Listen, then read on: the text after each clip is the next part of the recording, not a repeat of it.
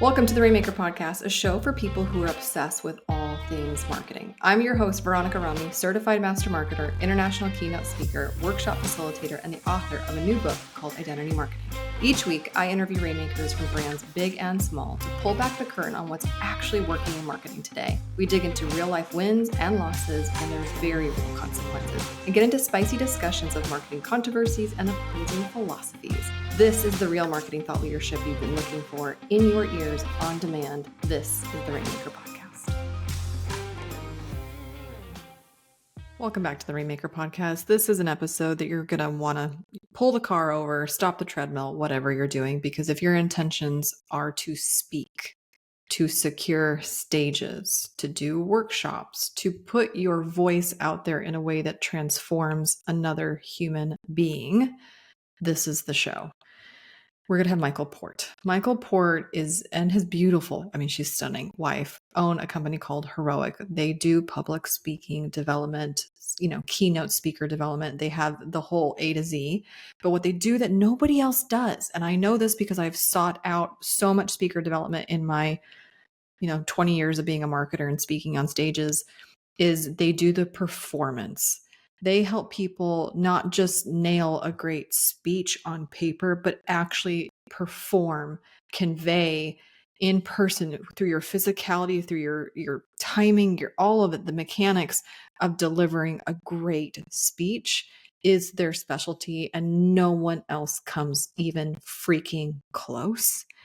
And I selfishly got to have him on this podcast, asking him all of my speaker questions that I know that you also have, because one thing that people have told me this year in 2025 is that speaking is high on their list and to have more speaking opportunities. So if that is you, this is the show. So without further ado, please welcome my guest, Michael Port. Michael, welcome to the Rainmaker Podcast. Thank you. This is surreal to me to have you for many things, many reasons. I still quote you all the time. And I know I've actually quoted you on this podcast many times and I don't even know if you remember saying this or you still say this today, but the thing that you shared that has stuck with me, that has meant a lot to me, was you don't have to say anything different to make a difference. And I'm like, damn. Just because I feel like the pressure to be a keynote speaker, the pressure to be an original thought leader means that I have to say something so brilliant, something that has never been said before, something so remarkable and unique and a shooting star, and the truth is I was undervaluing the messenger. Do you want to talk to that? Let's start with that because I feel so grateful that had an impact on you. And I think it's helpful in part because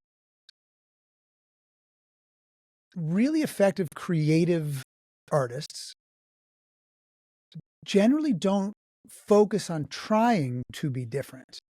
Creative artists who are focused on trying to get approval often think a lot about how to be different, which creates this weird internal conflict, because on one hand you want approval and on the other hand you're trying to be different, and usually being different means you're not going to get approval from a lot of folks. So it actually can kind of twist the wires around in your brain a little bit.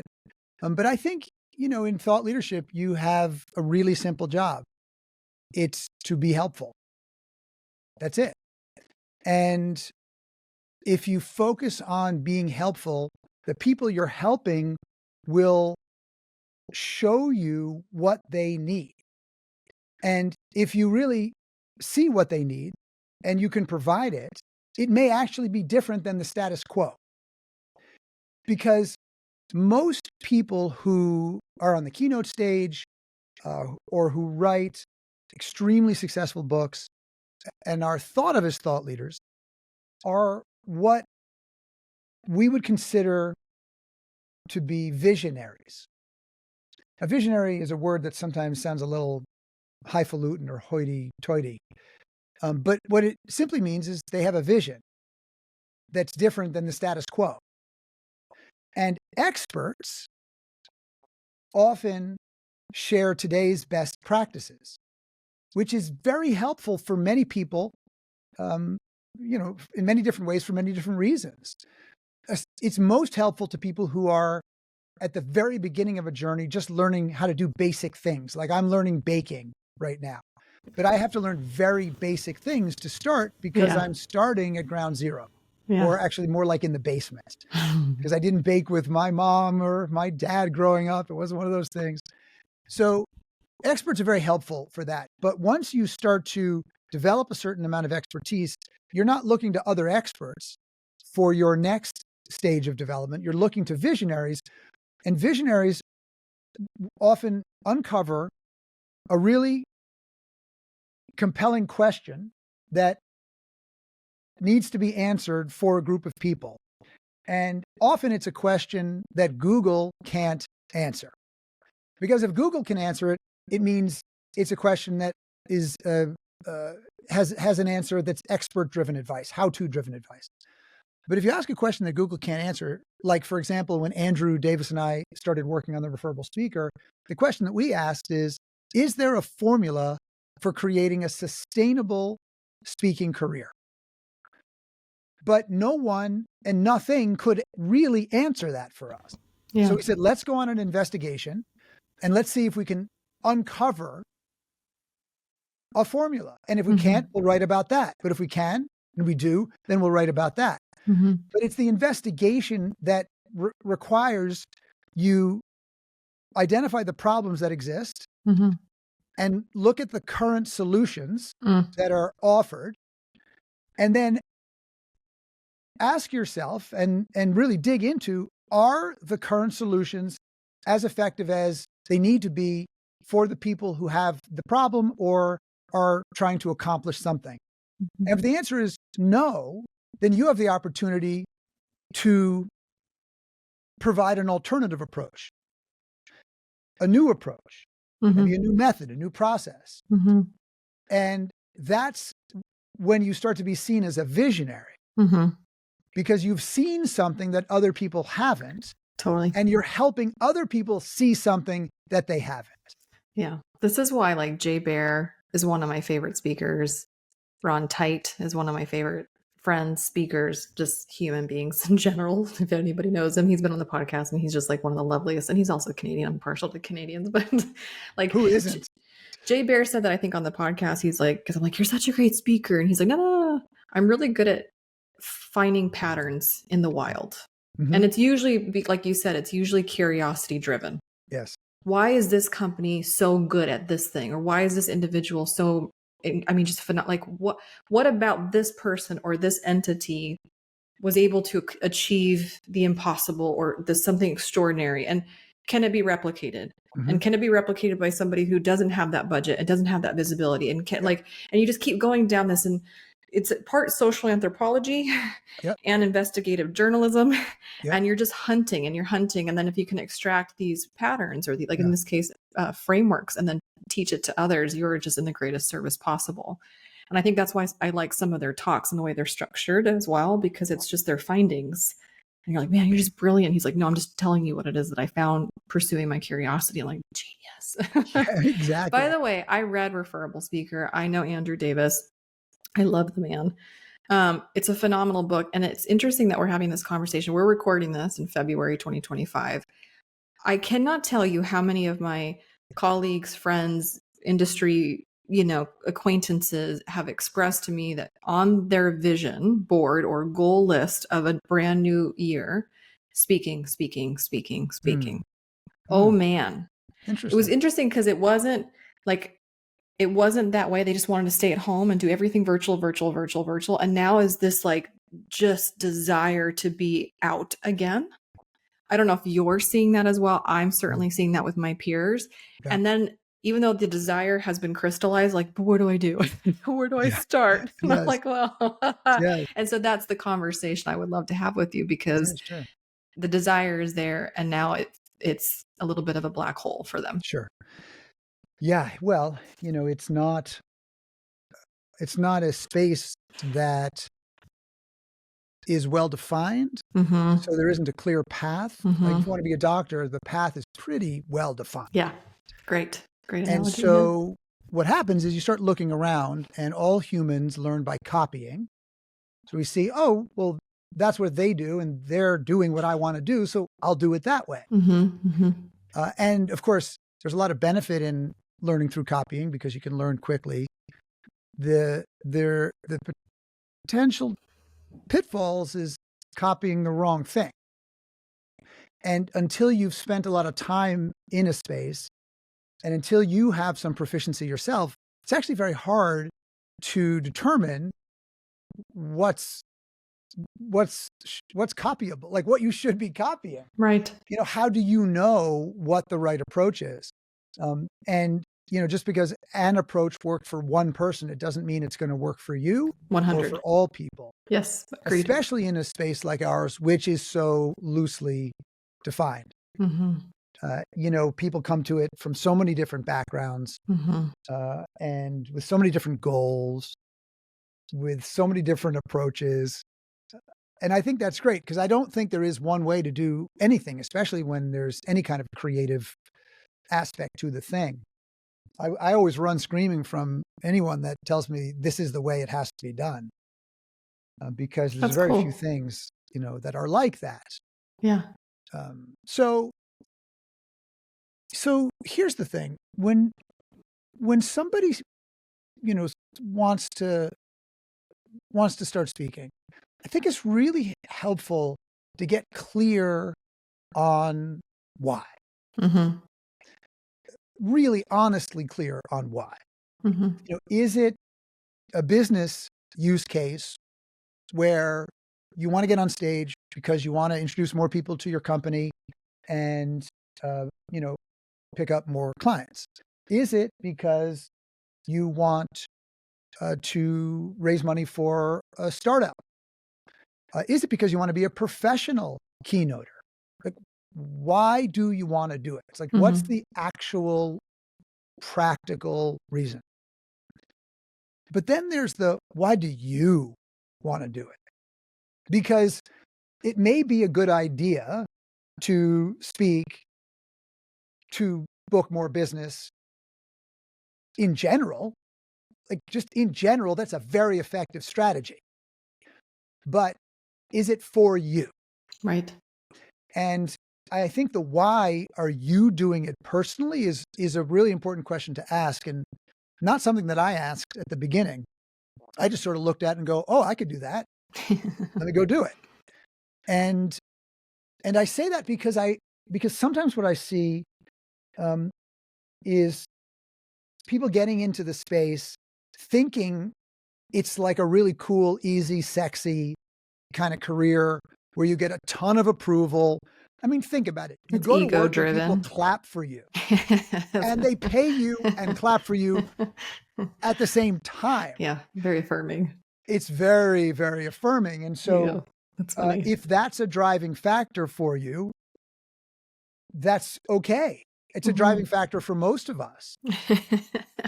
But if it's the primary driving factor or the only driving factor, I would just recommend, you reflect on that and whether or not it really makes sense, because it's a very hard career if you're seeking approval constantly.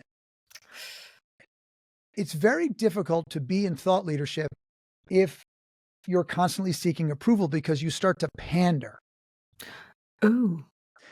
So, for example, sometimes speakers think that they're supposed to show the audience that they're like them. And so what they'll do is they'll go, I'm going to learn all the terms that they use in the industry, and I'm going to say, I understand exactly how this works. And really, they don't. But most high-level meeting planners are not hiring people who are just like the audience. They're hiring people that can bring a perspective to the audience that the audience doesn't have, that can bring experience to the audience that the audience doesn't have, that can show the audience things that the audience doesn't see. And sometimes they bring people who the audience want to be like. And so if your focus is on trying to get approval, it's very hard to play those roles. Because when you're a speaker or an author, you're playing a role for the reader or the audience member. And that role needs to be an authentic, honest version of you, but it's not every part of you. Sure. You are focused on what role do I need to play for these people? Correct. Mm-hmm. And so if you're not willing to say the things that they don't want to hear, it's very hard to be in thought leadership. For example, I was speaking at an event for Dell. You know, that little company that Just a little makes company. electronic stuff. It's something that they do every year for their, what they call emerging leaders. Okay. And so they take their employees who are probably moving into the director seats as their next stage from all over the country, and they bring them to one place and they bring them all this great training. And so they brought me and a couple of our performance coaches in to help them give better pitches, because they often need to pitch to their directors. Sure. To get, their ideas on the table. Internal influence. Exactly. Internal influence. Right. And so, we had spent hours with them, and there was a question that kept coming up in different formats, but it was the same question around, what do I do if my director or one of the directors cuts me off in the middle of my 5-minute pitch? Oh, geez. So I had answered this question by giving them probably 5 or 6 different techniques that they can use to A, avoid that so it doesn't happen, and B, address it if it does. Yeah, I've seen you give those techniques. They're great. Oh, thank you. Yeah. So I felt very comfortable that they now had the tools to deal with it. But the question kept coming up. Yes, this is interesting. And so I said to them, all right, hold on a second. I feel like I've given you a number of really reasonable and I know to be effective solutions. Right. But the question what are you really coming. asking? Like, Exactly. what's really happening here? What's really happening? And here's what I think is really happening. And if I'm wrong, I'm wrong. I'm just a guy who came in to help train you. And some of the people here, maybe some of the leadership, are not going to like that I am about to say what I'm going to say. But if I'm wrong, they're not going to be mad at me. Okay. I think you have a culture problem. There Boom, right? Like, yeah, that's exactly the problem. And I see the people, the emerging leaders' heads nodding, but not wanting to show that they're nodding. Yeah, like blink twice if you're safe. Exactly. And so I said, look, I can't solve that for you. Certainly not today. And it's not even my job. I don't even do that. Yeah. But I do think you have a culture problem. And so if you do, then get together and work on it. Figure out how to solve it. But if you don't, then, don't hire me or my company ever again. We don't know what we're talking about. Right. So it turned out to be effective. There was one of the people who was in a senior position who did not like what I said. I did find out that she got let go 2 months later. So maybe, there was something going on. But the other folks who were in leadership said, yeah, I think you might be right. And I think maybe we got to take a look at this. So they're actually looking for people who can say things they don't want to say. And sometimes the CEO will say to you, hey, can you tell them this? Because I've been trying to, and they're not listening, or I'm afraid to tell them. So if you tell them, they're not going to get mad at me. And then I can say, what he said was interesting. We should talk about that. They sometimes will ask for those favors. This is funny to me because this just recently happened to me. I did a keynote in Vegas for the senior care industry, which is actually a very lucrative industry, right? Like senior care facilities. And so she gave me this like 2-3 page write-up, old school event coordinator type of individual, really lovely, but still like the very tight boundaries of like, this is what we call our people. We never say these words, yada, yada, yada, yada. And I've gotten some version of that from previous event organizers of whatnot. But usually my question is like, well, I really appreciate understanding the language of your people that I'm going to go speak in front of. And I can say guest as opposed to client or customer. Understood. Yep. Same thing with Burger King. They're like, we call our customers guest. I'm like, got it. Understood. Guest. But I also like to ask the question when I'm like having one of those courtship type calls, like, is this like a fit? Is like, is there anything that I could possibly say or that previous speakers have ever said or shared that offended or caused offense. Because I don't seek to do that, but I do seek obviously to shift a paradigm, to help your people see that they have more possibility or more potential or whatever it is the keynote they were thinking at. Is there a different way of, because I don't want to pander. I don't want to be a chameleon where I like lose who I am, but I want to deliver what the client wants. And so it is kind of this interesting kind of tightrope as well. Yeah. And I don't want to, really offend somebody. Learn the hard way.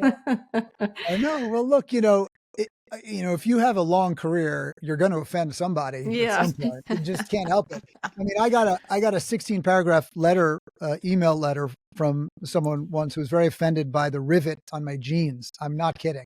Oh, diesel jeans, most of them, I think, have a rivet like at the top of where the fly is. I'm more concerned that she paid that close attention. Exactly. So obviously that person was not normal, not typical. Like, what's happening here? But there are going to be things about you and what you say that people just aren't. It's just happy. This is how it is, and so it's just part of the job, which is why if you want everybody to love you, don't do this job. Maybe not this job for you. Yeah. So if I go through my why TSA check, and I pass and I go through screening and I have virtuous, integrity rich reasons as to why I would like to impart my wisdom on the stage, I feel like it's changed. The game has changed, or at least it's not as obvious as it used to be. Even the titles in which these meeting organizers call themselves have also become more creative. Chief marketing officers or chief revenue. Now we see all these new chiefs. I'm like, where do all these chiefs come from? But it's kind of the same. Job titles are really interesting. They're overinflated. They're a little bit ambiguous. What's happening here? And so it's not as easy as going on LinkedIn, finding event coordinator, event planner, and then pitching your heart out in a DM, right? Mm-hmm. Yeah. Also, nobody wants to be cold pitched. Nobody wants to be, as our good friend Ron Tite would say, nobody wants to be pitch slapped. Yeah.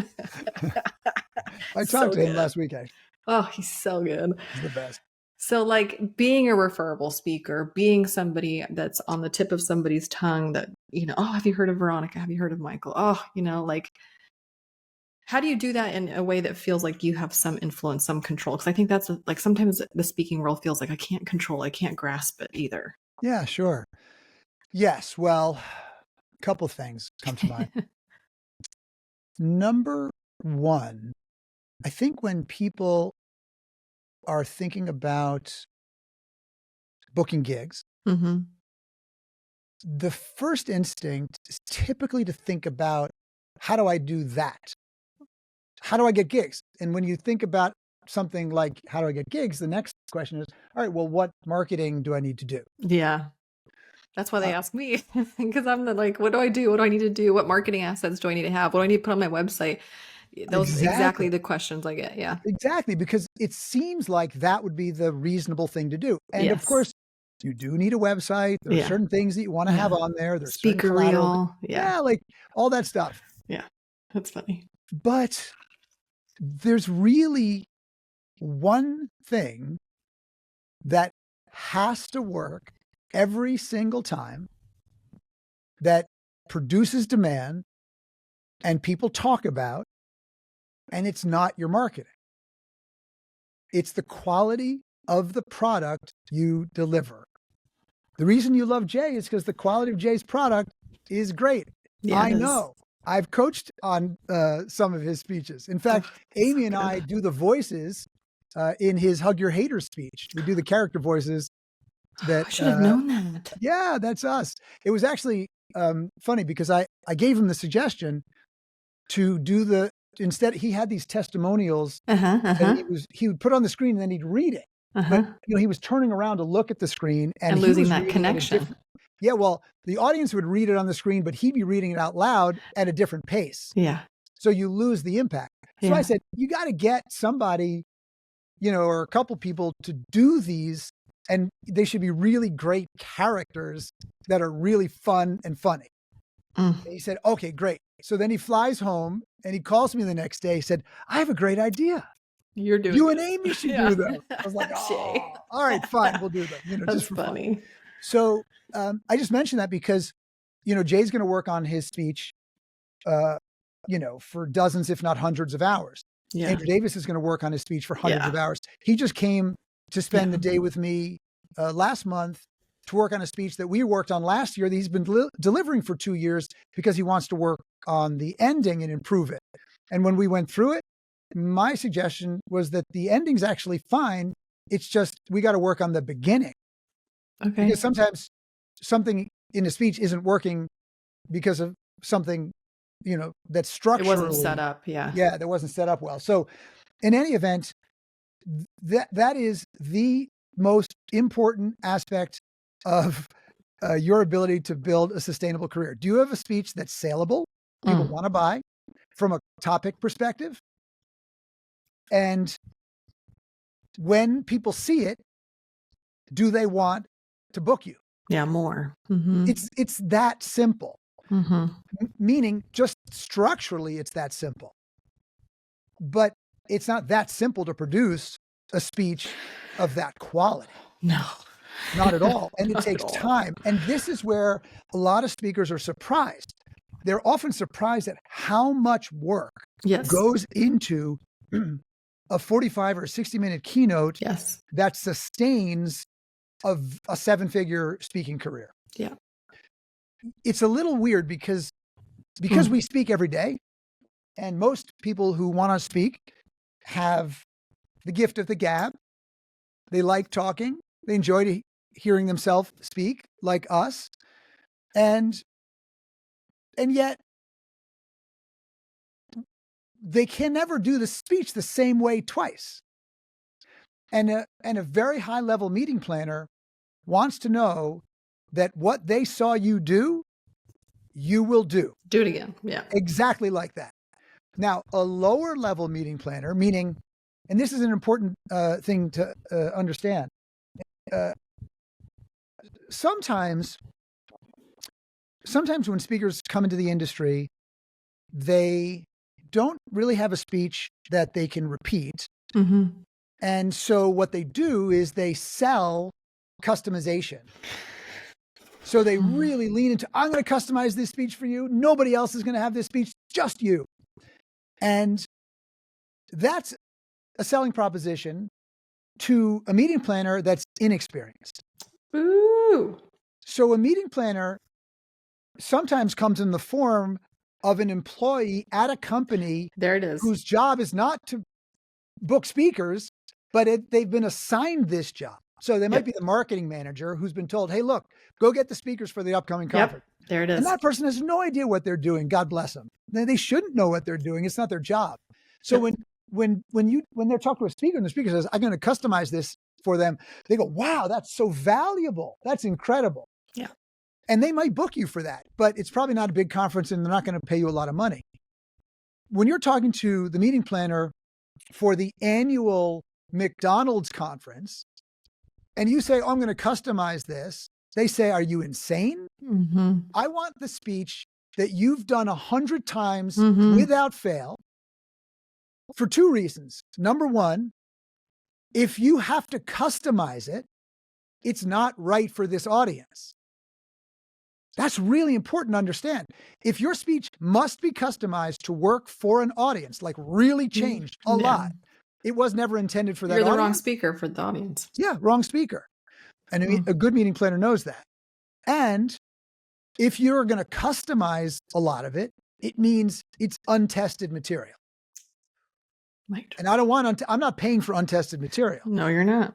I'm paying for something that works every single time. It's why you pay thousands of dollars for a ticket to see Hamilton on Broadway, because it works every single time, the exact same way, without fail. Yeah. But you pay $35 for a ticket to see an improv show in Chicago. Right. And maybe a couple of the sketches will be great. They'll be really fun. But most of them won't be particularly interesting, and you're never going to remember them. Genius. And that's the difference. That's the difference. So when a speaker comes in, they think, oh, I don't really have to work that much on a speech because I'm an expert. I can talk about my stuff. Yeah. But that doesn't mean you'll create a transformational experience for the audience. It means you'll share some information, and those are 2 different things. But I want to go back to what you said because it's so validating. Oh my gosh. So I've been a marketer for like 17 years. Like I proudly identify as marketer. I just released my first book Mr. Book author of 9. Hey, Like, you have 9 congratulations. kids. I just had my first baby. Oh my God, that's and great. and it's called identity marketing. Like, I love marketing. I love the craft of marketing, right? Like, all day, every day. But what you said about, like, it's not, you don't have a marketing problem. You have a product problem. Correct. That's so important, because how many times as marketers are we asked to market shitty things? All the time. And then they get mad at us when it's not selling. But it's also, I'm like, but wait, maybe it's not the problem of the marketer. Like, we can have the prettiest gift wrapping on the world with all the ribbons and the bows. Yeah. But ultimately, like, to your point, if the thing that we're pushing and we're selling Yeah. isn't of substance, Yep. you're not going to have a career. You're not going to have referrals. You're not going to have word of mouth. You're just not going to be whispered in the corners of the room. Yep. And it might have substance, but it may not be a transformational experience for the audience that people want anytime you deliver it. So sometimes I'll see a speech that has substance, but it's not a speech I would want to watch. And so that's important. That I think sometimes the speakers feel like, well, but my content's really substantive. And it might be, but the way they're delivering it is not creating an experience for an audience. They would probably rather read that substantive information in a blog post. And so there's an important distinction there. This is why I think that you and your wife are, I just don't know of anybody else that does this. And I've perused and seen other speaker development offerings or curriculums or whatever cohorts. And I've not been terribly pleased with them, because some of them focus too much on the business of speaking and zero on its performance and its substance. Then there's others that just focus on, like, the manuscript or just like the writing but like, you and I know that what I put on paper, it could be beautiful. And then as soon as I, like, start saying it out loud, I'm like, well, I would never effing say a 5, sentence run-on thing. Like, that makes no sense. Yeah. So what I always found so fascinating about you and Heroic and how you guys do it, it's everything. It's the quality of the meat, but also translating it, performing it in a way that can be felt, not just heard. Because that's when you really transform somebody, when they lean in and they're like, they're aggressively head nodding. They do the Scooby-Doo where they can't get any further out of their seat. Like, and then of course there's always, like, the round of applause or standing ovation, which everybody dies for. But, like, even if you don't get that, you got them. And that was the one thing that with you guys was just always, like, top premier. Like, you guys are the performance experts more than just, and you will not compromise on the meat of the material itself. Yeah. So I just want to affirm that, because I've seen some things. Well, there's 2 things that you highlighted for me, and I'd love to address them if it works for you. One of them,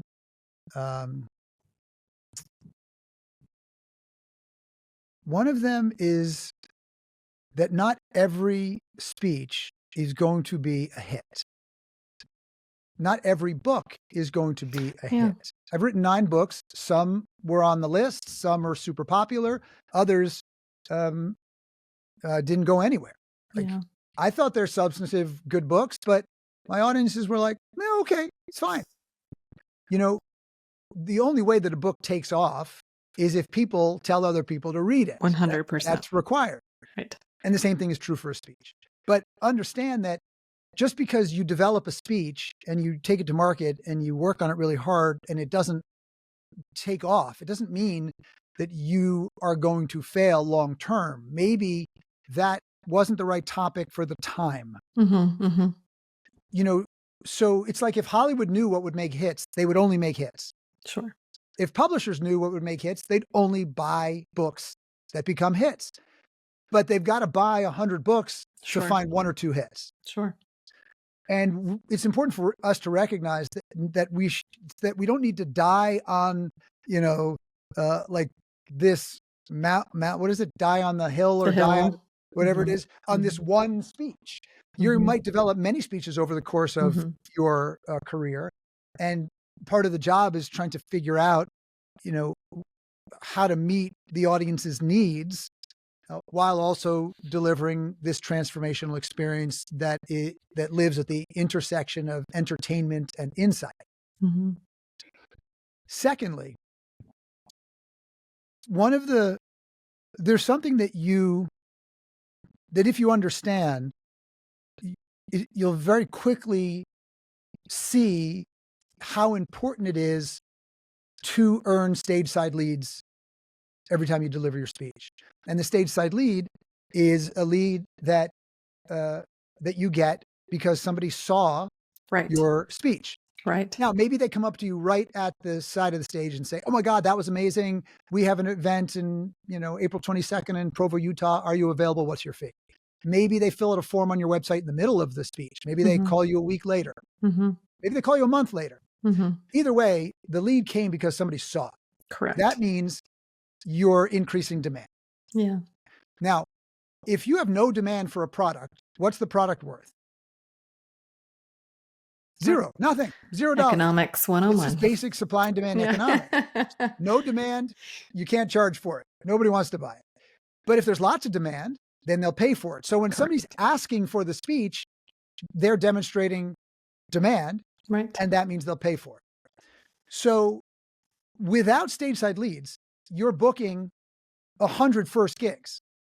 Every time you book a new gig, it's like 100 first gigs. Mm-hmm. The amount of work that you would need to do on the marketing side to get 100 first gigs is enormous. Mm-hmm. I mean, I can't even, you'd need to, contact 5,000 meeting planners to get 100 to say yes to you from, direct outreach, kind of thing. And that just seems like a really difficult process. But what you get when you leverage the power of stage side leads is you now leverage the power of compounding gigs. Right. Because, if you do one speech and you get 4 leads and you book 2 of them, well, now you do 2 more, you get 4 leads in each one of those. That's 8 leads. Now you book 4 of those. So you just keep growing. So 1 gig turns into 100 gigs. And that's how you build a sustainable career. Now, here's what I want to help all of our listeners recognize. If you've not worked with speaker bureaus, you may not be aware of this.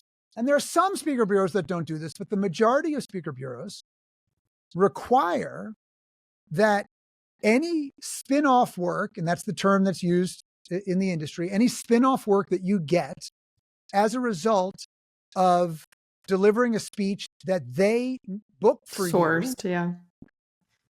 Even if they don't negotiate the next spin-off gig, they still get their pound of flesh, their 30%. Now, I have no problem with it. I think it's perfectly fine. If you've got a bureau that's great and they're working with you and helping you, brilliant. I love it. I mention it because if the bureaus need that to be successful, to have a viable business, what it tells me is the bureaus want to work with people that can deliver a speech that produces the leads to book the gigs. And so that's the number one litmus test for whether or not a speech will have legs. The outlier is celebrity. Celebrity trumps everything. Yeah. Because they're usually really bad speakers, by the way. Some are effective and others aren't. I mean, we have a little celebrity division and we'll work with, celebrities, and some of them come and they're like, I really want to be great at this because I love I want to be good at anything that I'm committing to do. They often don't have a lot of time to be working on it, they say, because it's not their primary thing. And that gets in their way, but some of them do. And yeah, a lot of them may not be particularly effective, but they're not being hired for the speech. Right. They're being hired to put butts in seats. Right. And so if we have to understand what role we play for the meeting planner. Right. And a working speaker like a Jay Baer, Ron Tite, Ann Handley, Andrew Davis, those speakers and you are surprise and delight speakers. Mm-hmm. They're the speaker who you might not immediately recognize or know. Yeah. But 15 minutes into the speech, everybody in the audience is totally surprised about how good this is, and they're so delighted by it. And so the meeting planner, when they find a surprise and delight speaker, they're thrilled, because what they'll do is they'll hire you for 15 gigs a year. Right. Because they know they can count on you. You're a pro. Right. So there are basically 4 different categories of keynote speakers. When a meeting planner is booking a conference, they generally have morning keynotes and afternoon keynotes. And let's say the conference is a two-day conference, so they have 4 keynotes. Well, they need to pull from 4 different buckets. Now, sometimes they'll pull 2 from one bucket, none from one bucket, and 1 from another bucket. But these are the buckets they have access to. The first bucket, and neither of us are in this bucket, although I was an actor when I was young, I'm not in this bucket. This is the actor, athlete, and astronaut bucket. But I'm talking famous athlete. Famous. I don't know. Actor. Were you CSI or CBU? Which I saw a clip. Law and was Order. it? Yeah. Law and Order. There it is. The actor in New York who was working. Yeah.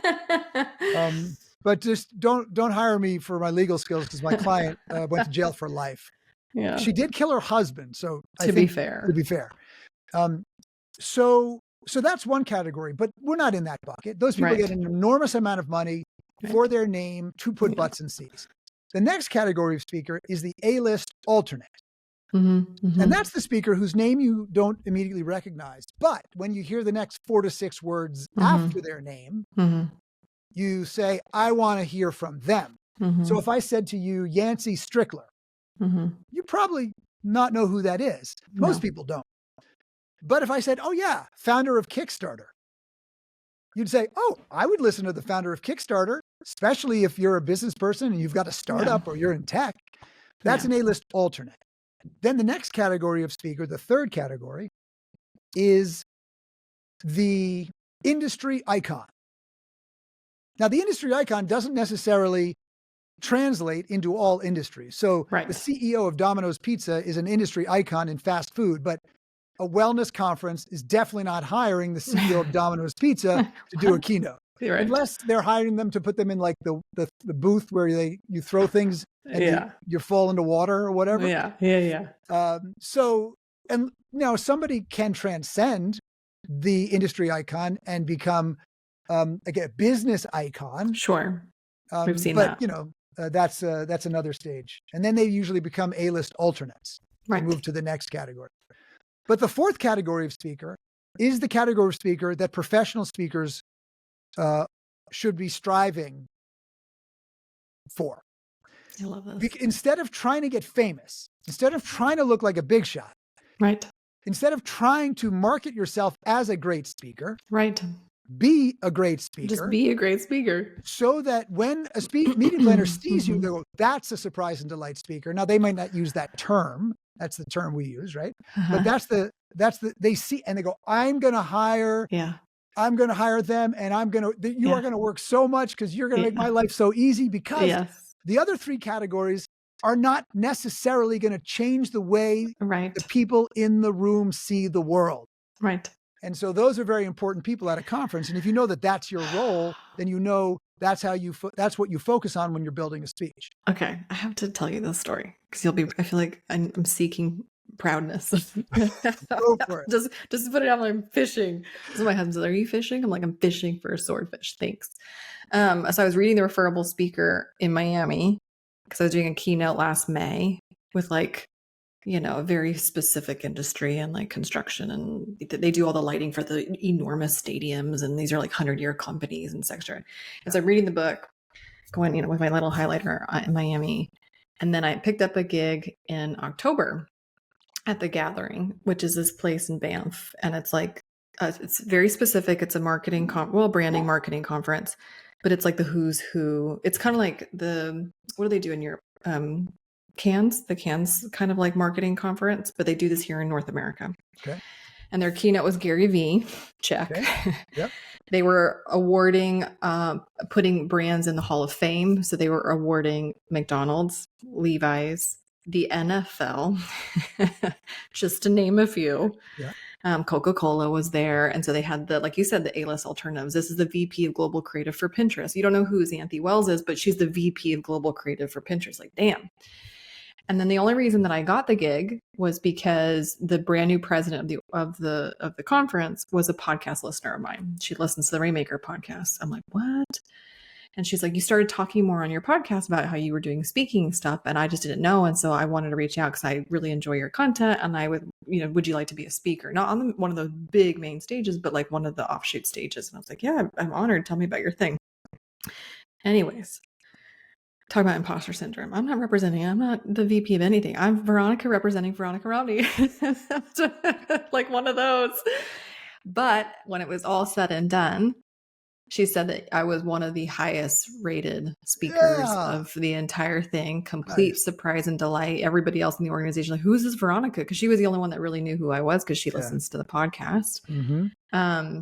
And since then, they're not only have they invited me to come back, they want me to facilitate private workshops for some of their premium members, and it's led to other speaking things. But like, so when I was reading in May what a surprise and delight speaker was by yours and Andrew's definition, and then I felt like I became a surprise and delight. I was very proud of myself. Congratulations. Good for you. That's great. But to your point, I worked on that thing for so I mean, I would send Andrew clips. I'm like, I'm clocking in at 5 a.m. because I know that the real ones put in the time. You can't, it's like everybody can be skinny, but muscle is earned.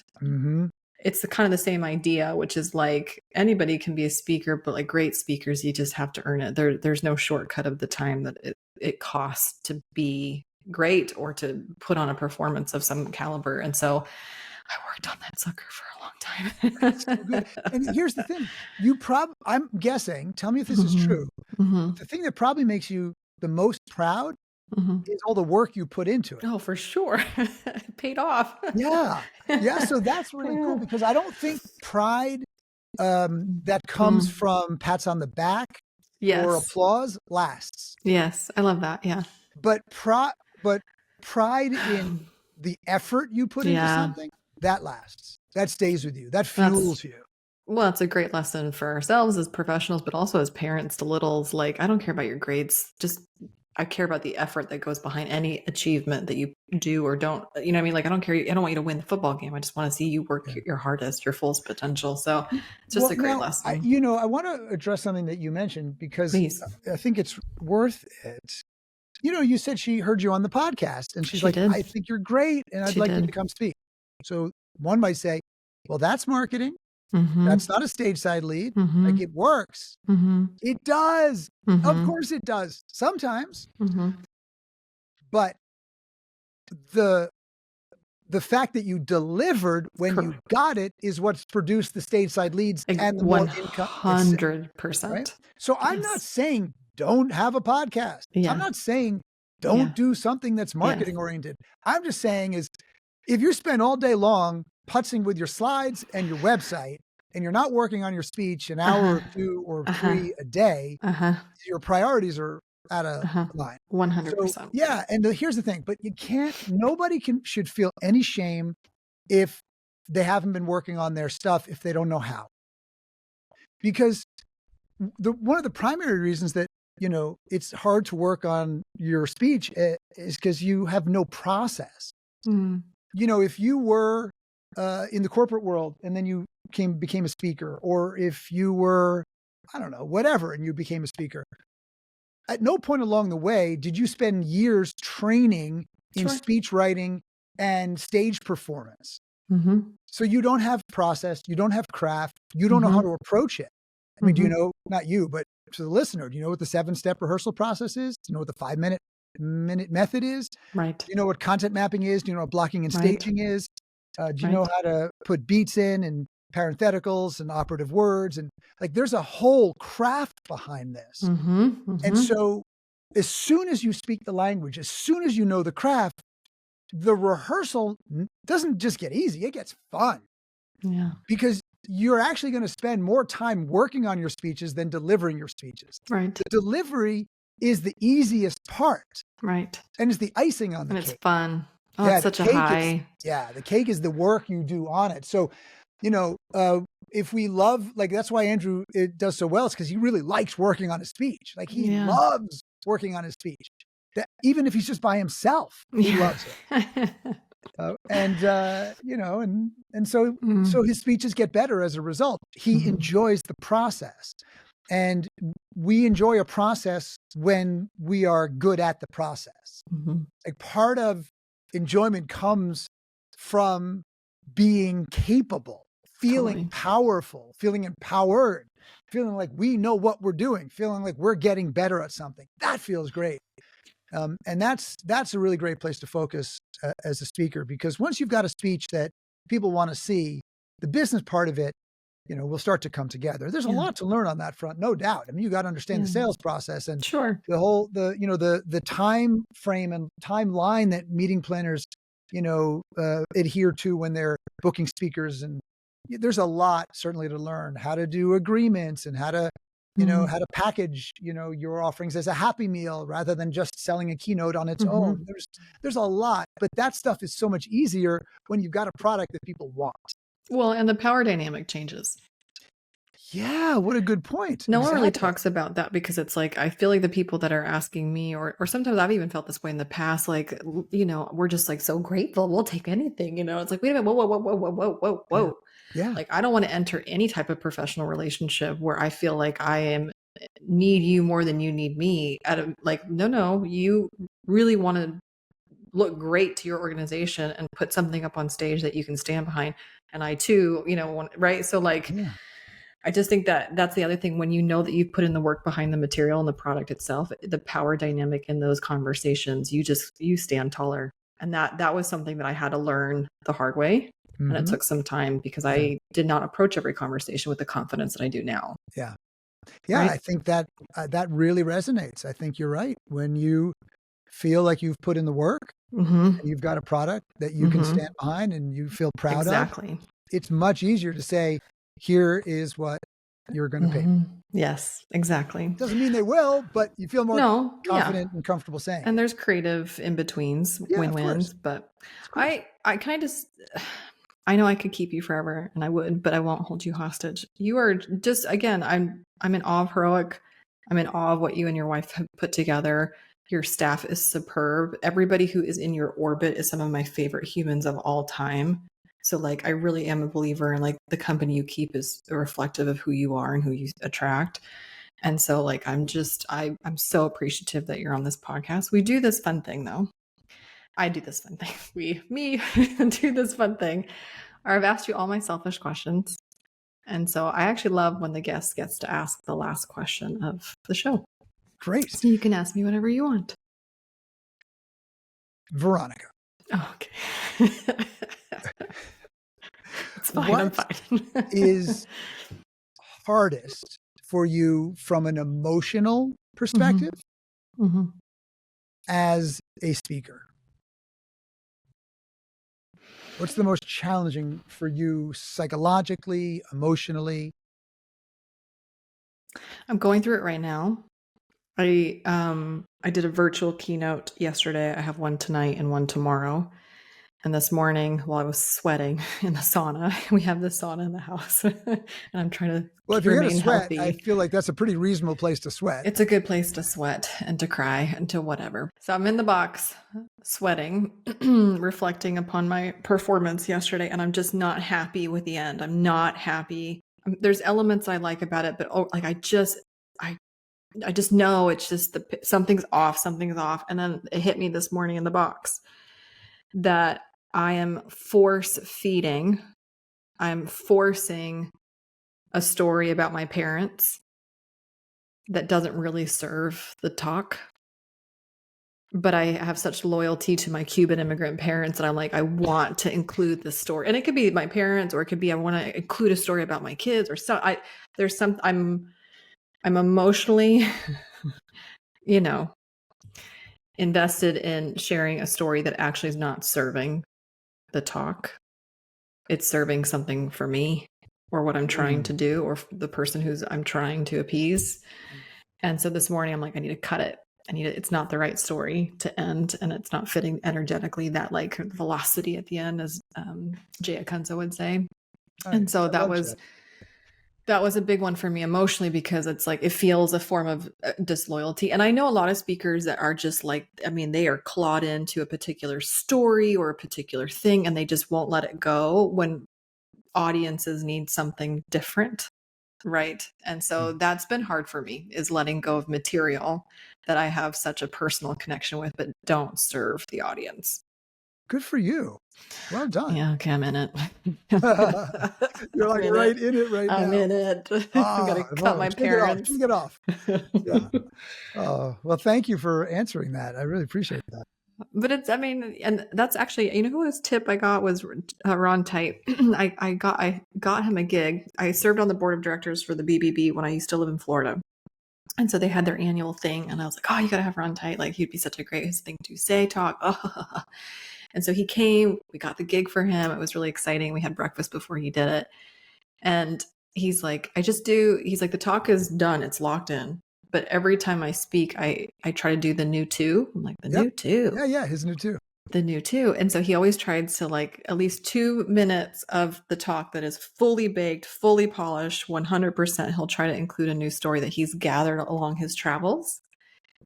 And sometimes that new two is better than something that's already in the talk. And so you have to scrap something that you might have an emotional attachment to, right? And so that actually, that's what kind of came up to my mind. I'm like, well, I guess, you know, I've got to keep trimming away. And great speakers do that, like the Ron Tites of the world. So anyways, a shout out to our friend. Oh, that's great. Yeah, really a speech or lots of different creative projects are more like chiseling. Yes. Than they are constructing. Yeah. It's like that Michelangelo quote, like the angel was always in the stone. I had to just carve him out, you know, with David. Right. Anyways, Michael Port, thank you so much for being on today's Rainmaker podcast. Where can people, and we're going to sprinkle all the links, but like, where's your preference that people connect with you? It's not social media. So where would you prefer for them to I'm not on social media. Well, certainly heroicpublicspeaking.com is a great place to go. And if you want to send in a question or just say hi, you can do so to questions@heroicpublicspeaking.com. And I also have a website, michaelport.com. You know, I haven't updated it in a decade probably, but it has a lot of stuff there and you could probably send me something. But in any event, I've written a bunch of books, and if any of them are helpful, they're all really great. Let me know, and I always like to hear what people find useful. Thanks for listening today. If you've loved what you heard, make sure to rate the show, subscribe, and leave a review. It helps us get the Rainmaker podcast in front of more passionate marketers just like you. And if you're ready to transform your marketing from buy this to be this, pick up my new identity marketing book available on my website at veronicaromney.com. Until next time, my friends, keep making it rain.